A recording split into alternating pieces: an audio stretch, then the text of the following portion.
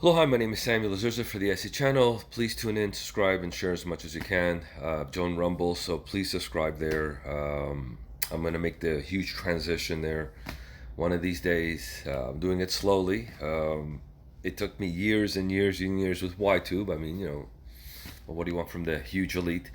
Please take your vitamin C, vitamin D, and zinc tablets, of course. And yes, I don't get paid for this, but quinine, tonic water's got quinine, hydroxychloroquine, hint, hint, hint. Do your own research. The rise of black conservatism is rising quite a bit. This is what the Democrats don't like, especially the support for Donald Trump. At the same time, why? Because the independent, the family, the the unemployment rate was so low in the black community, and so on. But it's more of the conservative values that a lot of the black community wanted, that they don't see themselves with the Democrats. Let's just listen a little bit what's going on, because sometimes I've been listening to the CPAC slowly. Okay, I mean there's 5 hours here, 6 hours there.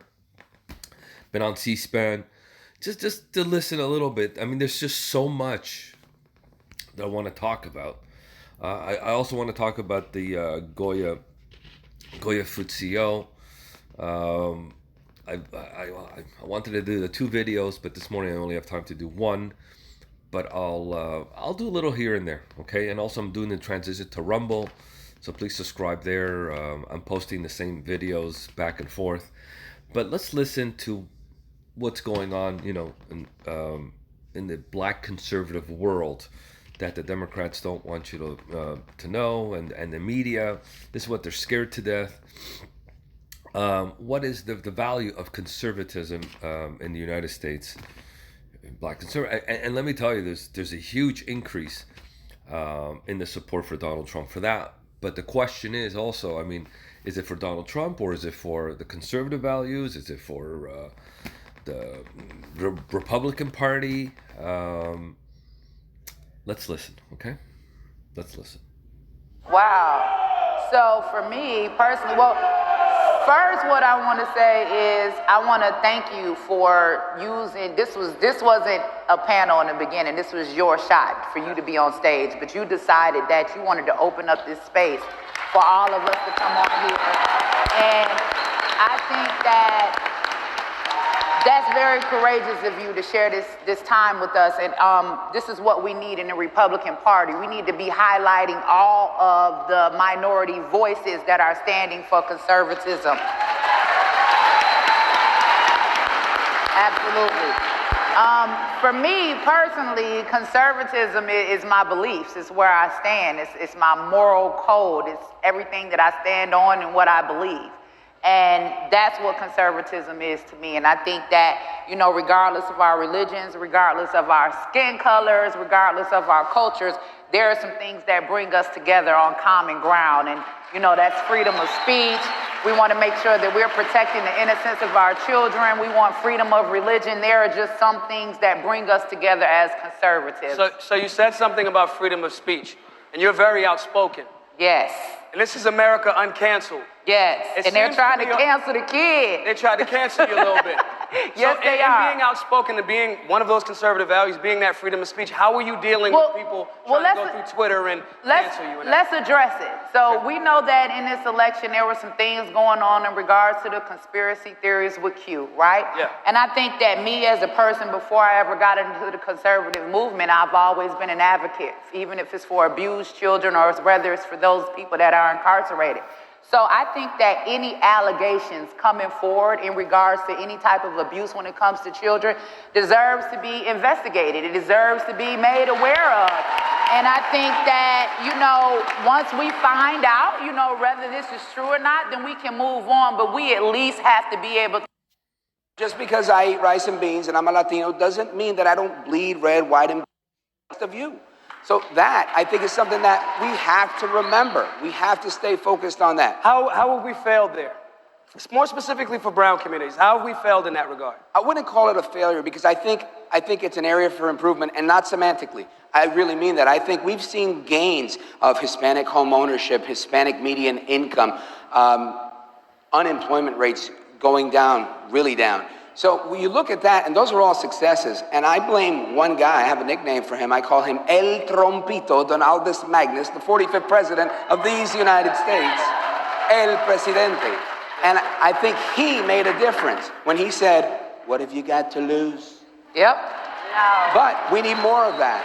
So that's the area for improvement. We need to get out there and do more inviting. But I think people, Hispanics, Hispanos, Latinos, the brethren that are here, we need to be more active. It's not about the party. We're about to take this party over. Absolutely. Yeah. That's right. And Maj, and when I say we, I don't mean ethnic minorities. I mean us conservatives. Yes. That's right.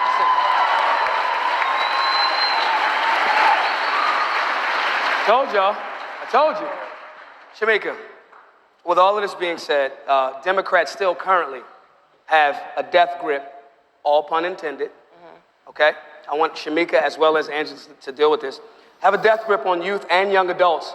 How have they been so successful in doing so? And what can we learn from it and apply to ourselves? Because they have been successful with that literal and figurative death grip on, black and brown communities, especially with youth. How have they been able to do that, and how can we kind of right the ship in that regard? I think they've been able to do that by being more inclusive, and I think that's something that we can learn in the Conservative Party. There's not just one type of black conservative, and I feel like that's where we failed over the last 4 years. We propped up one type of black conservative, and just because white people like them, it was like, oh yeah, we love her, oh gosh, she has her own thinking, oh yeah, woo. But that wasn't necessarily who the black people really identify with. And I like to kind of make this analogy. A lot of people are familiar with the Fresh Prince of Bel-Air. Yeah. Now this is a story all about how my life got flipped, turned upside down. Okay, just say Carlton and Will were both conservatives.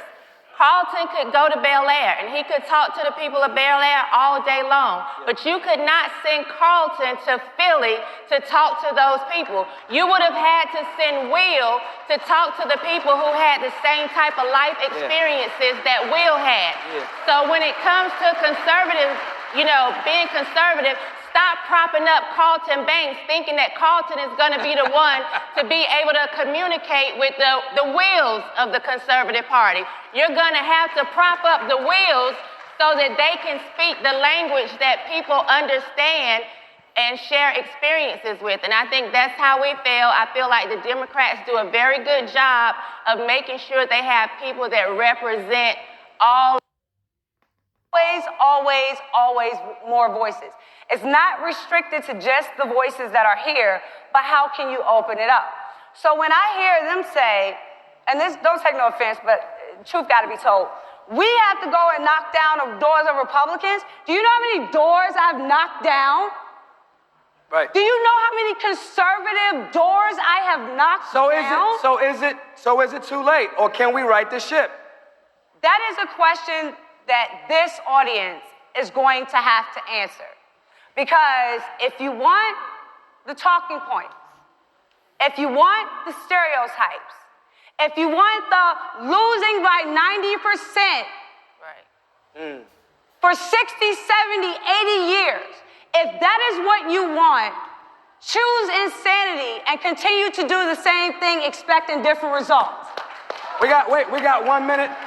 Rich, Adrian, I want y'all to both real quickly, briefly, sum it up. Tell me your perspective on how we can right this ship. To Sonny's point, she's right. And when I say knocking down those doors, we need to knock them down together. I'm asking everybody here to help me knock down that door. Right. But number one, this is an agenda. This is politics. We all have an agenda. And I believe the agenda in America, this is America.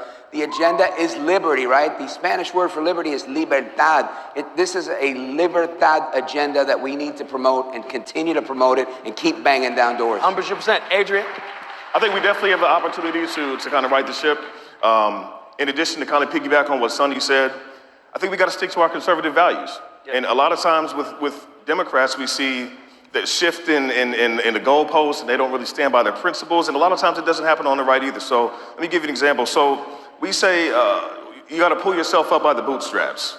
But then when we talk about investing in, let's say, Greenwood Bank, or keeping money in black-owned businesses so that black dollar circulates within the black community, a lot of times we get called racist. That's racist. This is true. So so we have to make sure that we're standing by actual Republican values and conservative principles in our daily interactions with people. And ultimately, I think if we do that, the results will take care of themselves in the long run. Sure.